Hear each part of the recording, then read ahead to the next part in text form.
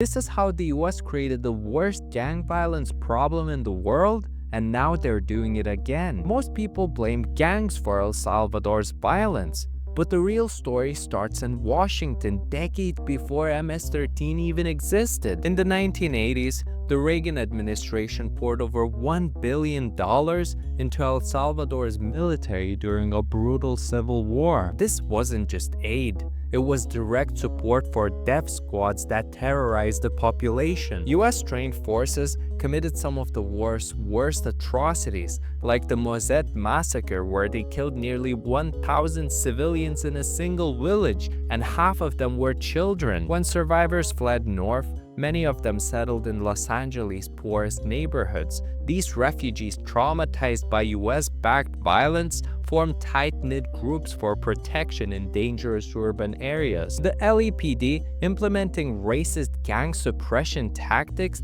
criminalized their very existence. Then in the 1990s, after creating the problem, the US solved it through mass deportations. Thousands of young Salvadorans, some were gang-affiliated, many just guilty of being poor immigrants, were shipped back to a country they barely remembered, and they took everything that they've learned to survive with them. That's when the seed was planted for today's infamous gangs. MS-13 and Barrio 18 aren't just criminal groups. They're the direct result of US intervention, displacement, and deportation policies. And now history repeats itself right in front of our eyes. The US destabilized Venezuela through sanctions, created a refugee crisis, and is now deporting hundreds of migrants to El Salvador's prisons under President